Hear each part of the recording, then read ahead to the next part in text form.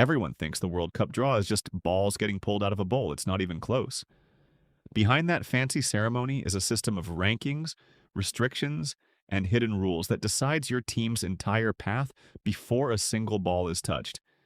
And this year, there's a rule that's never existed before, one that keeps the four best teams in the world completely apart until the semifinals. So how does the draw actually work? Why do hosts get special treatment? And why can two European giants dodge each other for the entire tournament? Let's break it down. This sounds simple. It isn't. FIFA takes all 48 teams and splits them into four groups of 12 called pots. Pot 1 has the strongest teams. Pot 4 has the weakest. Every group at the World Cup gets exactly one team from each pot. So no group ends up with four superpowers and no group ends up with four minnows either. In theory, that keeps things balanced. In practice, it still creates some absolute nightmare groups. Here's where it gets interesting.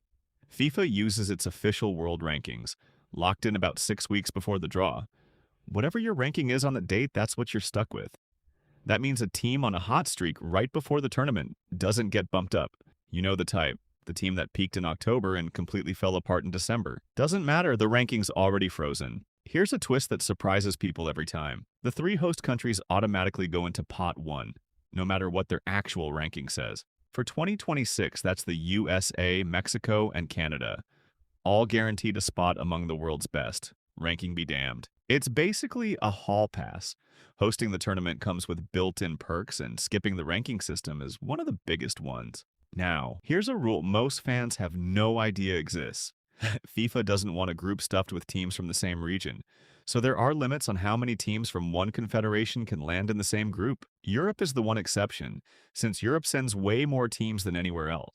So most groups get one European team, but a few are allowed two. Every other confederation gets capped at just one team per group. This keeps things fair, and honestly, it keeps things way more interesting than a group full of teams that already know each other's playbooks. This is the part that breaks people's brains a little. When a ball gets pulled, the system checks it against every single rule first. Does this group already have a team from that confederation? Is a host nation already locked into that spot? If the answer is yes, that team gets redirected somewhere else. So what looks like a smooth, random draw on TV is actually a live rulebook check happening in real time. It's less lucky dip and more very polite bouncer checking IDs at the door. Here's the genuinely new part for 2026. For the very first time, FIFA is keeping the top four seeded teams apart, not just in the groups, but across the entire knockout bracket. Think of it like a tennis tournament, where the number 1 and number 2 seeds can only meet in the final. So the top two teams get placed in opposite halves of the bracket. The third and fourth ranked teams do the same. That means the two best teams in the world literally cannot face each other until the semifinals at the earliest. FIFA's reasoning, a more balanced path to the trophy. My honest reaction? It also guarantees big-name matchups stay possible deep into the tournament, which never hurts ratings. Here's the part that actually matters for your favorite team. Winning your group means you'll likely face a third-place team early in the knockout rounds. Finishing second means you're probably running into a group winner instead. One of those paths is a lot scarier than the other. So that random-looking ceremony with balls and bowls, it's quietly setting the difficulty level for a team's entire tournament months before a single ball gets kicked. So let's go back to where we started. The World Cup draw looks like luck. It's actually a rule book wearing a costume. Here's the one sentence that sums it up.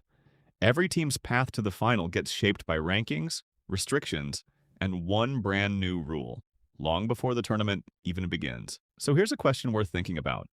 If your team landed in a brutal group this year, was it really bad luck? Or was it just math finally catching up with them? If this made the whole draw process finally make sense, subscribe. There's a lot more World Cup breakdowns coming as the tournament plays out.